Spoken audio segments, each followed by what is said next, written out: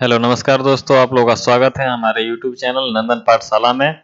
तो अगर आप लोग भी बोर्ड का एग्ज़ाम की तैयारी कर रहे हैं और बोर्ड का एग्ज़ाम देने वाले हैं तो कृपया आप हमारे साथ इस वीडियो में शुरू से अंत तक बने रह सकते हैं, क्योंकि साइंस के वो महत्वपूर्ण क्वेश्चन जो कि आपसे एग्ज़ाम में पूछे जा सकते हैं उसके बारे में यहाँ पर चर्चा होगी। आप अपना प्रैक्टिस भी कर सकते हैं कि आपका जो साइंस का पढ़ाई है, जो आपकी साइंस की तैयारी है, उसमें आप कितने नंबर ला सकते हैं, कितने क्वेश्चनों को आप सही कर सकते हैं। तो कृपया अगर आप हमारे चैनल पर नए हैं तो चैनल को सब्सक्राइब कर लीजिए और वीडियो को लाइक कर दीजिए ताकि आपको इसी प्रकार के वीडियो समय समय पर मिल सके। तो चलिए वीडियो को हम लोग शुरू करते हैं। पहला हमारा क्वेश्चन है, प्रकाशिक माध्यम कितने प्रकार के होते हैं। जी दोस्तों, प्रकाशिक माध्यम कितने प्रकार के होते हैं? 1, 2, 3 या 4? तो प्रकाशिक माध्यम जो है वो टोटल 3 प्रकार के होते हैं। कौन कौन से माध्यम है हम आपको बता दें। पारदर्शी, अपारदर्शी और पारभासी। जी हाँ, प्रकाशिक माध्यम 3 प्रकार के होते हैं, पारदर्शी, अपारदर्शी और पारभासी। तो C is the right answer. दूसरा क्वेश्चन है कि तारों के टिमटिमाने का कारण क्या है। जी हाँ दोस्तों, तारे क्यों टिमटिमाते हैं? वायुमंडलीय परावर्तन, कुल परावर्तन, वायुमंडलीय अपवर्तन या कुल अपवर्तन? तो तारों के टिमटिमाने का जो कारण है वो है आपका वायुमंडलीय अपवर्तन। तो C is the right answer हो जाएगा। चलिए अगले क्वेश्चन पर चलते हैं। तीसरा क्वेश्चन आपके सामने है कि आमीटर का प्रतिरोध कितना होता है। जी हाँ दोस्तों, आमीटर का प्रतिरोध होता है छोटा, बड़ा, बहुत छोटा, इनमें से कोई नहीं। तो आमीटर का जो प्रतिरोध है वो बहुत छोटा होता है। C is the right answer. अगला क्वेश्चन देख लेते हैं। चौथा क्वेश्चन है, खिलौनों में किस सेल का उपयोग होता है। जी हाँ, खिलौनों में किस सेल का उपयोग किया जाता है? सूखा सेल, डैनियल सेल, सौर सेल या इनमें से कोई नहीं? तो खिलौनों में सूखा सेल यानी शुष्क सेल का उपयोग किया जाता है। A is the right answer. चलिए अगला क्वेश्चन देखते हैं। पांचवा क्वेश्चन है कि कार्य करने की क्षमता को कहते हैं। जी हाँ दोस्तों, कार्य करने की क्षमता को कहा जाता है बल, शक्ति, ऊर्जा, इनमें से कोई नहीं। तो आपने परिभाषा पढ़ा होगा, कार्य करने की क्षमता को ऊर्जा कहा जाता है। C is the right answer. चलिए छठा क्वेश्चन देख लेते हैं। लेंस की फोकस दूरी f और वक्रता त्रिज्या r में क्या संबंध है। जी हाँ, लेंस की फोकस दूरी f और उसकी वक्रता त्रिज्या r में क्या संबंध होता है? f बराबर r, f बराबर r/2, f बराबर r/3 या f बराबर 2r? तो b is the right answer, f बराबर r/2, क्योंकि लेंस की फोकस दूरी उसकी वक्रता त्रिज्या की आधी होती है। तो f बराबर r/2 is the right answer. चलिए सातवां क्वेश्चन देख लेते हैं। निम्न में किस माध्यम का अपवर्तनांक अधिक है। जी हाँ दोस्तों, निम्न में किस माध्यम का अपवर्तनांक अधिक है? आप देख सकते हैं सातवां क्वेश्चन है कि निम्न में किस माध्यम का अपवर्तनांक अधिक है? हवा, जल, शीशा या हीरा? तो सबसे अधिक अपवर्तनांक इसमें हीरा का है और सबसे कम अपवर्तनांक आपको हवा का होता है। तो D is the right answer. चलिए अगले क्वेश्चन पर चलते हैं और आठवां क्वेश्चन देखते हैं। आठवां क्वेश्चन है आपके स्क्रीन पर कि सामान्य दृष्टि के लिए सुस्पष्ट दृष्टि की अल्पतम दूरी यानी स्पष्ट दर्शन की न्यूनतम दूरी कितनी होती है? 25 मीटर, 25 सेंटीमीटर, 25 मिलीमीटर, इनमें से कोई नहीं। B is the right answer, 25 centimetre. चलिए नौवां सवाल देखते हैं कि श्वेत प्रकाश का कौन सा रंग किसी प्रिज्म से गुजरने के पश्चात सबसे कम झुकता है। जी हाँ, श्वेत प्रकाश का कौन सा रंग किसी प्रिज्म से गुजरने के बाद सबसे कम झुकता है? बैगनी, नीला, लाल या पीला? सी इज द राइट आंसर। लाल रंग का झुकाव सबसे कम होता है और बैगनी रंग का झुकाव सबसे अधिक होता है। तो C is the right answer. अगला क्वेश्चन देखते हैं। 10 नंबर क्वेश्चन है। 10वां क्वेश्चन है आपके स्क्रीन पर, आप लोग देख सकते हैं। 10 क्वेश्चन है कि निकट दृष्टि दोष को किस लेंस के उपयोग द्वारा संशोधित किया जा सकता है। जी हाँ, अवतल लेंस, उत्तल लेंस, द्विफोक्सी लेंस या इनमें से सभी? तो निकट दृष्टि दोष का निवारण जो है अवतल लेंस द्वारा किया जाता है। A is the right answer. चलिए 11 नंबर क्वेश्चन हम लोग देखते हैं। 11 नंबर क्वेश्चन है कि वैद्युत प्रतिरोधकता निर्भर करता है। जी हाँ दोस्तों, वैद्युत प्रतिरोधकता निर्भर करता है किस चीज पर? चालक की लंबाई, अनुप्रस्थ काट का क्षेत्रफल, पदार्थ की प्रकृति या इनमें से सभी? तो D is the right answer, क्योंकि प्रतिरोध चालक की लंबाई पर भी निर्भर करता है। लंबाई बड़ा होगा तो प्रतिरोध ज्यादा होगा, लंबाई छोटा तो प्रतिरोध कम। उसके अनुप्रस्थ काट के क्षेत्रफल पर भी निर्भर करता है, यानी क्षेत्रफल बड़ा होगा तो प्रतिरोध कम होगा, क्षेत्रफल कम होगा तो प्रतिरोध ज्यादा होगा। और चालक के पदार्थ की प्रकृति पर भी, यानी वो पदार्थ किस प्रकृति का है, यानी किस चीज से बना है। जैसे चांदी और लोहा का अगर हम तुलना कर रहे हैं तो चांदी का प्रतिरोध बहुत कम होता है, जबकि लोहा का प्रतिरोध बहुत अधिक होता है। यानी ये तीनों ऑप्शन सही है, तो डी आपका राइट आंसर हो जाएगा इनमें से सभी। तो D is the right answer इनमें सभी। चलिए अगला क्वेश्चन देखते हैं। 12 नंबर क्वेश्चन है, विद्युत शक्ति का एसआई मात्रक है। जी हाँ दोस्तों, विद्युत शक्ति का एसआई मात्रक क्या है? तो विद्युत शक्ति का एसआई मात्रक वाट होता है। A is the right answer. 13 number question, एक यूनिट विद्युत ऊर्जा का मान है। एक यूनिट विद्युत ऊर्जा का मान कितना होता है? 3 × 6 × 10 के पावर 3 जूल, 3.6 × 10 के पावर 4 जूल, 3.6 × 10 के पावर 5 जूल, या 3.6 × 10 के पावर 6 जूल। जी हाँ दोस्तों, D is the right answer. 3.6 × 10 के power 6 joule is the right answer. चलिए अगला क्वेश्चन देखते हैं। 14 नंबर क्वेश्चन। 14 नंबर क्वेश्चन है आपके स्क्रीन पर, निम्न में से कौन सा कथन सत्य नहीं है? जी हाँ, निम्न में से कौन सा कथन सत्य नहीं है? विद्युत जनित्र वैद्युत चुंबकीय प्रेरण पर कार्य करता है, ये सही है।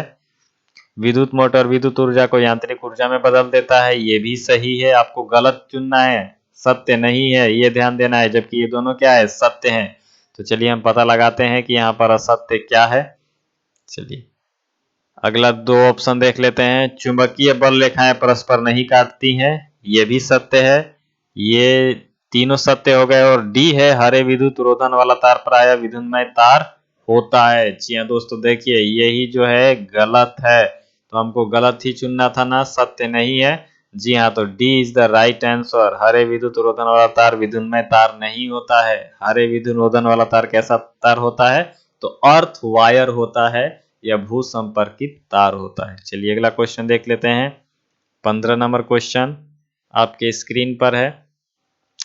चलिए क्वेश्चन थोड़ा हम बड़ा कर लेते हैं, आपको देखने में दिक्कत हो रहा होगा, इसलिए क्वेश्चन को थोड़ा बड़ा कर लेते हैं ताकि आपको देखने में किसी प्रकार का दिक्कत ना हो। चलिए हाँ, ठीक ठाक है। फ्लेमिंग के वाम हस्त नियम में बायां हाथ का मध्यमा संकेत करती है। जी हाँ दोस्तों, फ्लेमिंग के वाम हस्त नियम में जो मध्यमा है वो किसका संकेत करती है? चालक पर आरोपित विद्युत बल की दिशा, चुंबकीय क्षेत्र की दिशा, चालक में प्रवाहित विद्युत धारा की दिशा, या इनमें से कोई नहीं। या दोस्तों, चालक में प्रवाहित विद्युत धारा की दिशा का संकेत करती है मध्यमा उंगली। तो C is the right answer. चलिए 16 नंबर क्वेश्चन हम लोग देखते हैं। 16 नंबर क्वेश्चन है, चुंबक के भीतर चुंबकीय क्षेत्र रेखाओं की दिशा क्या होती है? जी हाँ, चुंबक के भीतर चुंबकीय क्षेत्र रेखाओं की दिशा क्या होती है? उत्तर ध्रुव से दक्षिण ध्रुव की ओर, दक्षिण ध्रुव से उत्तर ध्रुव की ओर। चुंबकीय क्षेत्र रेखाओं की दिशा निश्चित नहीं है, या इनमें से कोई नहीं। या दोस्तों, ए इज द राइट आंसर। उत्तर ध्रुव से दक्षिण ध्रुव की ओर चुंबकीय क्षेत्र रेखाएं जो है वो गमन करती है। क्यों? क्योंकि आपने अपने किताब में देखा होगा या पढ़ा होगा, मान लीजिए यह एक क्षण चुंबक है, यहाँ इसका नॉर्थ पोल है और यहाँ इसका साउथ पोल है। तो चुंबकीय क्षेत्र रेखाओं को इस तरह आपको दिखाया गया होगा, नॉर्थ पोल से निकल करके साउथ पोल में गमन करती है। उसी तरह इधर से भी नॉर्थ पोल से निकलकर साउथ पोल में, तो यहाँ पर दिशा बताना है तो उत्तर ध्रुव से दक्षिण ध्रुव की ओर गमन करती है और फिर अक्ष से होते हुए उत्तरी ध्रुव पर आ जाती है। चलिए अगला क्वेश्चन देख लेते हैं। 17 नंबर क्वेश्चन है आपका। 17 नंबर क्वेश्चन है कि नाभिकीय ऊर्जा का स्रोत निम्न में कौन सा है? जी हाँ दोस्तों, नाभिकीय ऊर्जा का स्रोत निम्न में से कौन है? यूरेनियम, सोडियम, कार्बन, इनमें से सभी। Uranium is the right answer. A is the right answer, uranium, क्योंकि नाभिकीय ऊर्जा यूरेनियम से ही तैयार होती है। 18 नंबर क्वेश्चन, वैज्ञानिक आंद्र मैरी एम्पियर किस देश से संबंधित है? जी हाँ दोस्तों, आंद्र मैरी एम्पियर, जिन्होंने एम्पियर की खोज की है ना, वह किस देश से संबंधित है? इंग्लैंड, फ्रांस, नीदरलैंड या भारत? ये आपको बताना है। तो जो आंद्र मैरी एम्पियर थे, ये कहाँ के निवासी थे? फ्रांस के रहने वाले थे। B is the right answer. चलिए 19 नंबर क्वेश्चन हमको देखना है। 19 नंबर क्वेश्चन हम देख लेते हैं। 19 नंबर क्वेश्चन, पवनों का देश कहा जाता है? जी हाँ दोस्तों, पवनों का देश किसे कहा जाता है? भारत, फिनलैंड, डेनमार्क या अमेरिका? तो आपने पढ़ा होगा, पवनों का देश डेनमार्क को कहा जाता है, क्योंकि डेनमार्क जो है वो पवन द्वारा सब जो विद्युत ऊर्जा है वो अपने देश का कुल ऊर्जा का सबसे अधिक जो निर्माण है वह पवनों द्वारा करता है। इसीलिए डेनमार्क को पवनों का देश कहा जाता है। चलिए 20वां क्वेश्चन देख लेते हैं। चुंबकीय क्षेत्र एक ऐसी राशि है जिसमें होते हैं, जी हाँ, चुंबकीय क्षेत्र में क्या होते हैं? परिमाण, दिशा, ए और बी दोनों, या इनमें से कोई नहीं। जी हाँ दोस्तों, चुंबकीय क्षेत्र एक ऐसी राशि है जिसमें होते हैं परिमाण भी होता है और दिशा भी होती है, दोनों चीज होते हैं, यानी चुंबकीय क्षेत्र एक सदिश राशि है। तो C is the right answer, ए और बी। जी हाँ दोस्तों, ए और बी दोनों होगा, तो सी इज द आपका राइट आंसर हो जाएगा। अगला क्वेश्चन देखते हैं, 21 नंबर क्वेश्चन है कि नाइक्रोम में कौन से तत्व होते हैं? जी हाँ, नाइक्रोम किन किन तत्वों से मिलकर के बना होता है? निकेल एवं क्रोमियम, नाइट्रोजन एवं कार्बन, निकेल एवं कार्बन, नाइलॉन एवं क्रोमियम। आपको बताना है निकेल किन किन तत्वों से मिलकर बना होता है। तो निकेल का जो निर्माण होता है वह निकेल, माफ कीजिएगा, नाइक्रोम का जो निर्माण होता है वह निकेल एवं क्रोमियम से होता है, यानी नाइक्रोम निकेल एवं क्रोमियम का क्या है? मिश्र धातु है। तो A is the right answer. 22वां क्वेश्चन, इलेक्ट्रॉन पर कितना आवेश होता है? जी हाँ दोस्तों, बहुत ही वीवीआई क्वेश्चन। इलेक्ट्रॉन पर कितना आवेश होता है? 1.6 गुणे 10 के पावर 19 कूलाम, 0.16 गुणे 10 के पावर 19 कूलाम, 16 गुणे 10 के पावर -19 कूलाम, या 1.6 गुणे 10 के पावर -19 कूलाम। जी हाँ दोस्तों, D is the right answer. एक इलेक्ट्रॉन पर 1.6 गुणे 10 के पावर -19 कूलाम का जो है वो आवेश रहता है। तो डी आपका सही उत्तर हो जाएगा। चलिए 23वें सवाल पर चलते हैं। 23वां सवाल है, जूल प्रति कूलाम किसके बराबर होता है? जी हाँ दोस्तों, जूल प्रति कूलाम किसके बराबर होता है? ओम, वोल्ट, एम्पियर या किलोवाट घंटा। तो जूल प्रति कूलाम को क्या कहा जाता है? वोल्ट कहा जाता है। तो B is the right answer. 24 नंबर क्वेश्चन है, विभवांतर का एसआई मात्रक है। जी हाँ दोस्तों, विभवांतर का एसआई मात्रक क्या है? ओम, कूलाम, वोल्ट या फिर एम्पियर। तो विभवांतर का एसआई मात्रक क्या होता है? वोल्ट होता है। जी हाँ, सी इज द राइट आंसर। विभवांतर का एसआई मात्रक वोल्ट होता है। चलिए अगले क्वेश्चन पर चलते हैं और देखते हैं। 25 नंबर क्वेश्चन आपके सामने है, विभवांतर मापने वाले यंत्र को कहा जाता है? जी हाँ दोस्तों, जिस यंत्र से विभवांतर को मापा जाता है उसे क्या कहा जाता है? मोनोमीटर, वोल्टामीटर, आमीटर या वोल्ट मीटर। तो विभवांतर मापने वाले यंत्र को वोल्ट मीटर कहा जाता है। D is the right answer. 26 number question देखते हैं, ऊर्जा का एसआई मात्रक है। जी हाँ दोस्तों, ऊर्जा का एसआई मात्रक क्या है? न्यूटन, वोल्ट, वाट या जूल। तो ऊर्जा का एसआई मात्रक जूल है। D is the right answer. अगला क्वेश्चन देख लेते हैं। 27 नंबर क्वेश्चन आपके स्क्रीन पर आपको दिखाई दे रहा है। 27 नंबर क्वेश्चन, 27 नंबर क्वेश्चन है, समतल दर्पण द्वारा बना प्रतिबिंब हमेशा होता है? जी हाँ दोस्तों, समतल दर्पण द्वारा बना प्रतिबिंब हमेशा कैसा होता है? वास्तविक होता है, काल्पनिक होता है, कभी वास्तविक तो कभी काल्पनिक, इनमें से कोई नहीं। तो समतल दर्पण द्वारा बना प्रतिबिंब हमेशा जो होता है वह काल्पनिक होता है, और इसका आकार वस्तु के आकार के हमेशा बराबर होता है, तथा प्रतिबिंब वस्तु दर्पण के आगे जितनी दूरी पर होती है, प्रतिबिंब भी दर्पण के पीछे उतनी ही दूरी पर बनता है। ये विशेषता है समतल दर्पण में बनने वाले प्रतिबिंब की। चलिए अगले क्वेश्चन पर चलते हैं। 28 नंबर क्वेश्चन, 28 नंबर क्वेश्चन आपसे पूछ रहा है कि जिप्सम का रासायनिक सूत्र है। जी हाँ दोस्तों, जिप्सम का रासायनिक सूत्र क्या है? NaHO3 into H2O, CaSO4 into 2H2O, CaSO4 into 1/4H2O या NaCl। जी हाँ दोस्तों, आपको बताना है जिप्सम का रासायनिक सूत्र क्या होता है। तो जो जिप्सम है इसका रासायनिक सूत्र आपका CaSO4 इंटू 2H2O यानी कॉपर सल्फेट इंटू 2H2O होता है। B is the right answer. 19 नंबर माफ कीजिएगा 29 नंबर क्वेश्चन है, क्लोरीन की परमाणु संख्या है। जी हाँ दोस्तों, क्लोरीन कितने नंबर पर है? क्लोरीन का एटॉमिक नंबर क्या है? तो क्लोरीन का एटॉमिक नंबर 12, 13, 19 या 17। तो D is the right answer. Chlorine की परमाणु संख्या 17 होती है। चलिए अगला क्वेश्चन देखते हैं। 30 नंबर क्वेश्चन है कि सामान्यतः एथेनॉल को क्या कहा जाता है? जी हाँ दोस्तों, सामान्यतः एथेनॉल को क्या कहा जाता है? अल्कोहल, एल्डिहाइड, दोनों इनमें से कोई नहीं। तो सामान्यतः एथेनॉल को अल्कोहल के नाम से जाना जाता है। तो A is the right answer, alcohol. अगला क्वेश्चन 31 नंबर, कली चूना का रासायनिक अणु सूत्र क्या होता है? जी हाँ दोस्तों, कली चूना का रासायनिक अणु सूत्र क्या होता है आपको बताना है। CaOH का whole twice CaO calcium carbonate या कैल्शियम हाइड्रोजन कार्बोनेट? यहाँ क्या होता है आपको ये बताना है। कली चूना का रासायनिक सूत्र, तो B is the right answer, calcium oxide होता है कली चूना का रासायनिक सूत्र। चलिए अगला क्वेश्चन देखते हैं 32 नंबर। जी हाँ दोस्तों, 32 नंबर जो क्वेश्चन है वह 32 नंबर क्वेश्चन आपको दिखाई दे रहा होगा।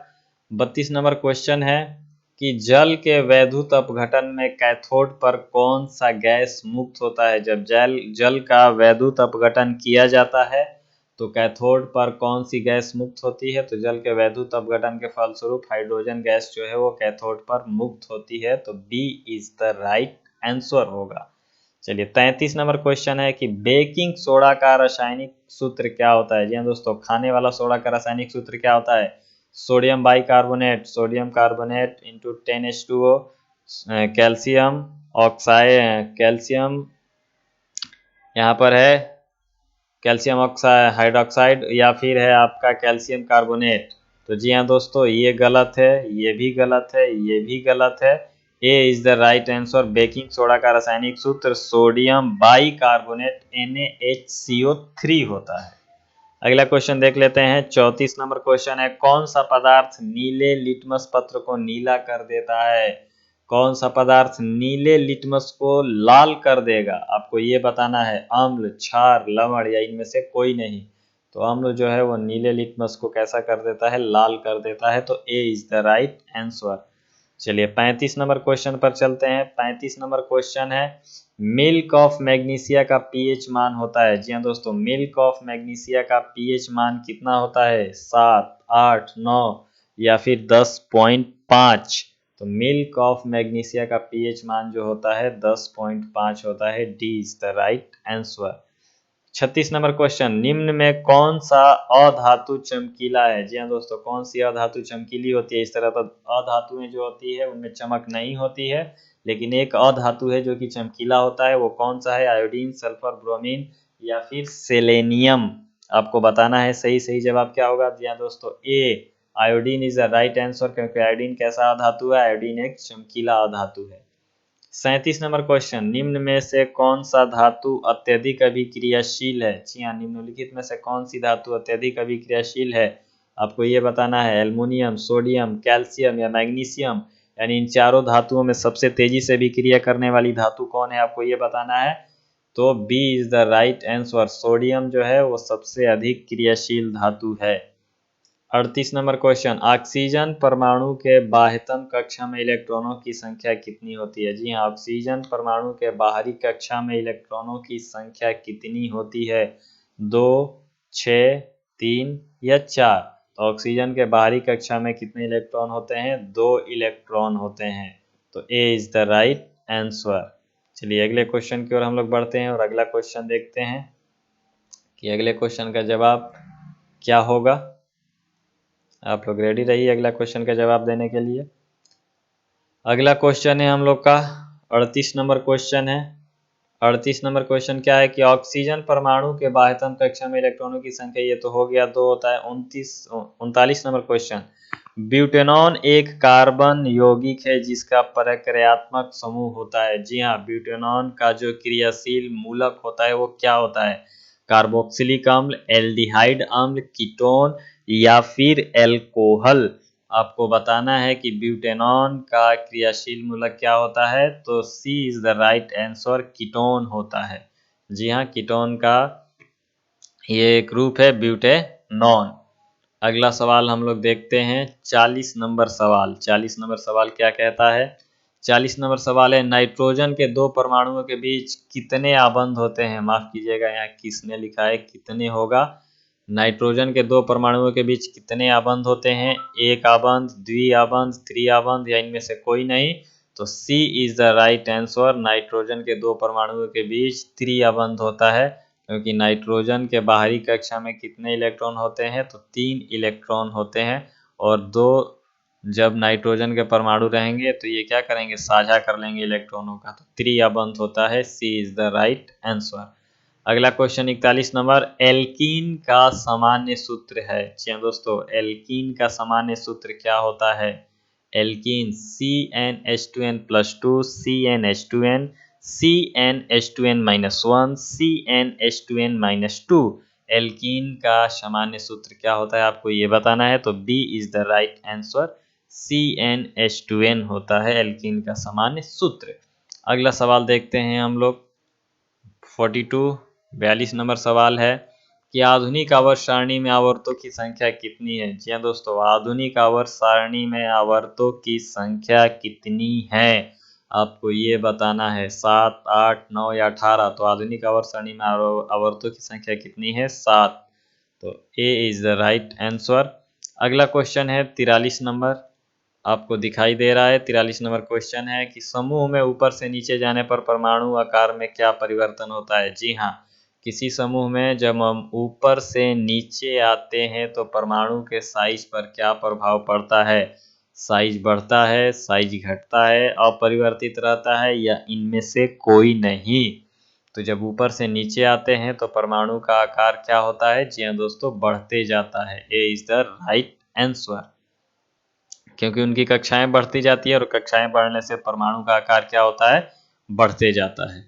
चलिए 44 नंबर क्वेश्चन हम लोग देखते हैं। 44 नंबर क्वेश्चन है आपके स्क्रीन पर कि इनमें से कौन अधातु तरल अवस्था में होता है। जी हाँ दोस्तों, अधातुएं प्रायः गैस एवं ठोस के रूप में पाई जाती हैं, लेकिन एक अधातु जो है लिक्विड फॉर्म में होती है।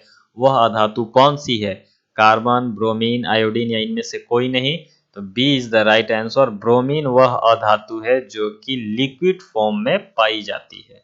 चलिए अगले क्वेश्चन की ओर बढ़ते हैं और हम लोग 45 नंबर क्वेश्चन देखते हैं। 45 नंबर क्वेश्चन कह रहा है कि कार्बन की परमाणु संख्या कितनी होती है। बहुत ही जी सवाल, कार्बन की परमाणु संख्या कितनी होती है? 2, 5, 6, 8। जी हाँ दोस्तों, कार्बन की परमाणु संख्या 6 होती है। C is the right answer. अगला question 46 number, Pb plus CuCl2 अभिक्रिया करके आपका PbCl2 प्लस Cu बना रहा है। तो उपयुक्त रासायनिक समीकरण की जो अभिक्रिया है वो कैसी है? विस्थापन अभिक्रिया, वियोजन अभिक्रिया, द्विविस्थापन अभिक्रिया, या इनमें से कोई नहीं। जी हाँ, यह कैसी अभिक्रिया है आपको ये बताना है। तो यह एक आपका विस्थापन अभिक्रिया है। जी हाँ दोस्तों, विस्थापन अभिक्रिया है। विस्थापन अभिक्रिया क्यों है? क्योंकि देखिए इसमें CuCl2 यानी कॉपर क्लोराइड से क्या है कि क्लोराइड विस्थापित हो जा रहा है, यानी अलग हो जा रहा है, और यहाँ PbCl2 का निर्माण कर रहा है। तो A is the right answer, विस्थापन अभिक्रिया। चलिए अगले क्वेश्चन की ओर बढ़ते हैं और अगला क्वेश्चन हम लोग देखते हैं। 47 नंबर क्वेश्चन है कि लोहा से जिंक को लेपित करने की क्रिया को क्या कहा जाता है। जी हाँ दोस्तों, कई बार ये क्वेश्चन एग्जाम में आ चुका है। लोहा से जिंक को लेपित करने की क्रिया को क्या कहा जाता है? संक्षारण, गैल्वेनीकरण, पानी चढ़ाना, या फिर वैद्युत अपघटन। आपको सही सही जवाब देना है। लोहा से जिंक को लेपित करने की क्रिया को गैल्वेनीकरण कहा जाता है या जस्तीकरण। B is the right answer. अगला क्वेश्चन देख लेते हैं। 48 नंबर क्वेश्चन, जस्ता तथा तनु हाइड्रोक्लोरिक अम्ल की अभिक्रिया के फलस्वरूप कौन सा गैस बनता है। जी हाँ, जब जस्ता और हाइड्रोक्लोरिक अम्ल के बीच अभिक्रिया होती है तो किस गैस का निर्माण होता है आपको ये बताना है। CO2, N2, H2 या SO2। तो यहाँ पर H2 का निर्माण होता है, क्योंकि अम्ल और धातु के बीच जब अभिक्रिया होती है तो वहाँ पर हाइड्रोजन गैस जो है वो निकलती है। तो C is the right answer. अगले क्वेश्चन की ओर हम लोग बढ़ते हैं और देखते हैं 49 नंबर क्वेश्चन। 49 नंबर क्वेश्चन है, निम्नलिखित में से कौन अधिक अभिक्रियाशील है। जी हाँ, निम्नलिखित में से कौन अधिक अभिक्रियाशील है? कॉपर, मरकरी, चांदी, या फिर गोल्ड यानी सोना। निम्नलिखित में कौन अधिक अभिक्रियाशील है आपको ये बताना है। तो A is the right answer. Copper जो होता है इन तीनों से अधिक अभिक्रियाशील होता है। चलिए अगला क्वेश्चन देखते हैं। 50 नंबर क्वेश्चन है कि निम्न में से कौन अधातु है। जी हाँ दोस्तों, अधातु को पहचानना है। FeCalAu यानी यहाँ अधातु को पहचानना है। तो B is the right answer, क्योंकि यह कार्बन है, लोहा, एल्युमिनियम और सोना, ये तीनों की तीनों धातुएं हैं। तो यहाँ अधातु कार्बन है। B is the right answer. 51 नंबर क्वेश्चन, कैल्शियम की परमाणु संख्या कितनी है। जी हाँ दोस्तों, कैल्शियम कितने नंबर पर है? कैल्शियम की परमाणु संख्या कितनी है? 12, 13, 19 या 20। तो कैल्शियम की परमाणु संख्या 20 होती है। D is the right answer. अगला क्वेश्चन 52 नंबर, 52 नंबर क्वेश्चन है, सिलिका क्या है? जी हाँ दोस्तों, सिलिका क्या है? धातु है, अधातु है, उपधातु है या इनमें से कोई नहीं? सिलिका क्या है आपको ये बताना है। धातु, अधातु, उपधातु या इनमें से कोई नहीं। जी हाँ दोस्तों, D is the right answer, इनमें से कोई नहीं, क्योंकि सिलिका जो है ना तो धातु है, ना धातु है और ना उपधातु है, क्योंकि सिलिका कोई तत्व है ही नहीं। सिलिकॉन है लेकिन सिलिका नहीं है। तो D is the right answer. अगला क्वेश्चन 53 नंबर, नाइट्रोजन अणु में कितने सहसंयोजक बंधन होते हैं? जी हाँ, ये क्वेश्चन एक बार पीछे हो चुका है। नाइट्रोजन अणु में कितने सहसंयोजक बंधन होते हैं? 1, 2, 3 या 4? तो नाइट्रोजन अणु में 3 सहसंयोजक बंधन होते हैं। सी इज द राइट आंसर। अगला क्वेश्चन देख लेते हैं 54 नंबर। 54 नंबर क्वेश्चन है, संगमरमर का रासायनिक सूत्र क्या होता है? जी हाँ दोस्तों, संगमरमर का रासायनिक सूत्र क्या होता है? CaCO3, MgHCO3, CaHCO3 या MgCO3? आपको बताना है संगमरमर का रासायनिक सूत्र क्या होता है। तो संगमरमर यानी यह एक चूना पत्थर ही है। तो calcium carbonate, A is the right answer. CaCO3 संगमरमर का रासायनिक सूत्र होता है, क्योंकि संगमरमर क्या है? चूना पत्थर है। अगला क्वेश्चन 55 नंबर, कौन सा एंजाइम एमल्सीकृत वसा का पाचन करता है? जी हाँ दोस्तों, हमारे शरीर में जो एमल्सीकृत वसा है उसका पाचन कौन करता है? पेप्सिन, ट्रिप्सिन, लाइपेज या इनमें से कोई नहीं? देखना है यहाँ पर सही जवाब क्या होता है। कौन सा एंजाइम इमल्सीकृत वसा का पाचन करता है? पेप्सिन, ट्रिप्सिन, लाइपेज या इनमें से कोई नहीं? तो इमल्सीकृत वसा का पाचन करने वाला एंजाइम कौन है? C, lipase. C is the right answer. Lipase होगा जो इमल्सीकृत वसा का पाचन करता है। चलिए 56 नंबर क्वेश्चन देखते हैं। 56 नंबर क्वेश्चन है कि लाल रक्त कणिकाओं को लाल कौन बनाता है? जी, हमारे शरीर में जो लाल रक्त कणिका है उन्हें लाल कौन बनाता है? तांबा के यौगिक, लोहा के यौगिक, लवण के यौगिक या इनमें से सभी? जी हाँ दोस्तों, B is the right answer. लोहा के यौगिक लाल रक्त कणिकाओं को लाल कौन बनाता है? तो लोहा के यौगिक बनाते हैं। इसीलिए अगर किसी के शरीर में रक्त की कमी हो जाती है तो कहा जाता है कि उसके शरीर में आयरन की कमी हो गई है, यानी लोहा का जो तत्व है वो कम हो गया है। तो लाल रक्त कणिकाओं को लाल कौन बनाता है? तो लोहा के यौगिक बनाते हैं। चलिए अगला क्वेश्चन देखते हैं। 57 नंबर क्वेश्चन है कि इनमें कौन फल पकाने के लिए प्रयुक्त होता है? जी हाँ दोस्तों, फल पकाने वाली गैस का नाम क्या है? ऑक्सीन, जिब्रेलिन, एथिलीन या साइटोकाइनिन? तो फल पकाने के लिए किसका प्रयोग किया जाता है आपको ये बताना है। तो ethylene is the right answer. फल पकाने के लिए एथिलीन का इस्तेमाल किया जाता है।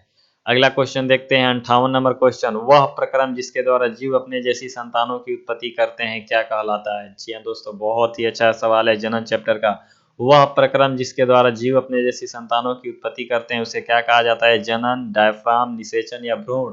उसे जनन कहा जाता है। A is the right answer. वह प्रक्रम जिसके द्वारा जीव अपनी जैसी संतानों की उत्पत्ति करते हैं उसे जनन कहा जाता है।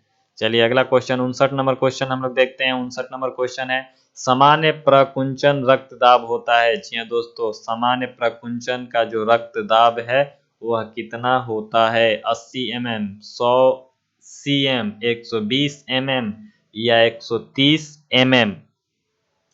तो सामान्य प्रकुंचन का जो दाब है वो आपका 120 mm होता है। C is the right answer. 60 number question, पत्तियों में प्रकाश संश्लेषण द्वारा बना भोजन पादप के अन्य भागों में किसके द्वारा भेजा जाता है? जाइलम द्वारा, फ्लोएम द्वारा, रंध्र द्वारा, इनमें सभी द्वारा? तो जो खाद्य प्रकाशों का आदान प्रदान होता है पौधों के अंदर वो फ्लोएम ऊतक के द्वारा होता है। तो B is the right answer.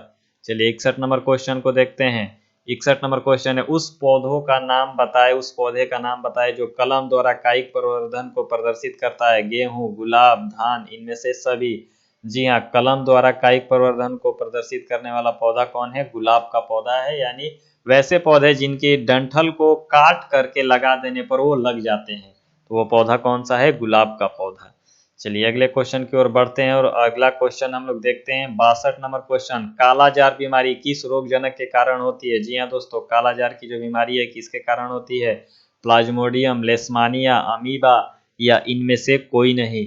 तो जो कालाजार की बीमारी है वो आपका लेशमानिया वायरस के कारण होती है।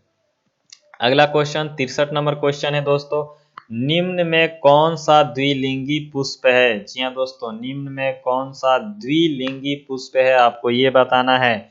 द्विलिंगी पुष्प का एग्जाम्पल गुलाब पुष्प, लौकी पुष्प, पपीता पुष्प या इनमें से कोई नहीं। तो गुलाब का जो पुष्प है ये द्विलिंगी पुष्प है। A is the right answer. चलिए अगला क्वेश्चन देखते हैं। 64 नंबर क्वेश्चन है कि मानव में घ्राणग्राही स्थित होता है। जी हाँ दोस्तों, मानव में घ्राणग्राही स्थित होता है कहाँ पर? आंखों में, नाकों में, कानों में या इनमें सभी में? तो मानव में घ्राणग्राही नाकों में स्थित होता है, जिसके द्वारा हमें सूंघने की क्षमता मिलती है। यानी घ्राणग्राही द्वारा ही हम किसी चीज को सूंघ पाते हैं। तो ये कहाँ है? हमारी नाकों में।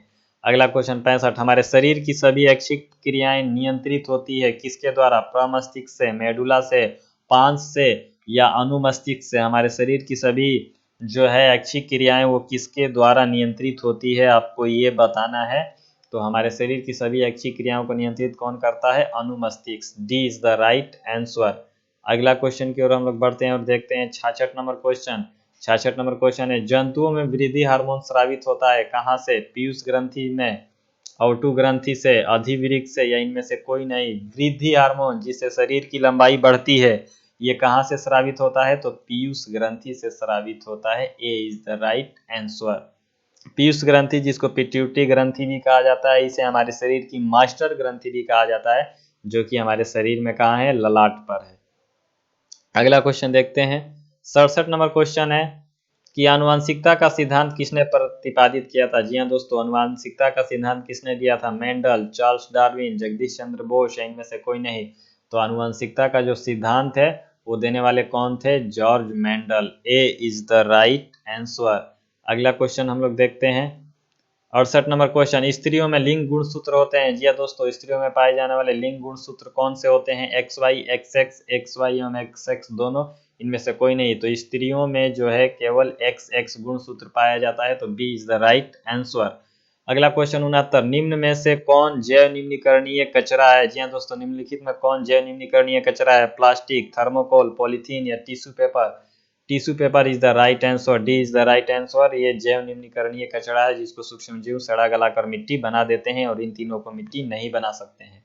अगला क्वेश्चन देख लेते हैं हम लोग। 70 नंबर क्वेश्चन है दोस्तों, निषेचन क्रिया के पश्चात युग्मनज में क्या बनता है? बीज, भ्रूण, खून का थक्का या इनमें सभी? निषेचन की प्रक्रिया के पश्चात युग्मनज में क्या बनता है? तो भ्रूण का विकास होता है। B is the right answer. अवशेषीय अंग का उदाहरण है। जी हाँ दोस्तों, अवशेषीय अंग का उदाहरण है कर्णपल्लव की पेशियां, पुच्छ कशेरुकियां, निषेचक टंडल या इनमें से सही? अवशेषी अंग क्या है आपको ये बताना है। तो इनमें से सभी जो है वो क्या है? अवशेषी अंग है। चलिए, तो इस प्रकार से आपने टोटल 71 क्वेश्चनों को देखा। अब मिलते हैं पुनः हम एक नए वीडियो के साथ, तब तक के लिए धन्यवाद।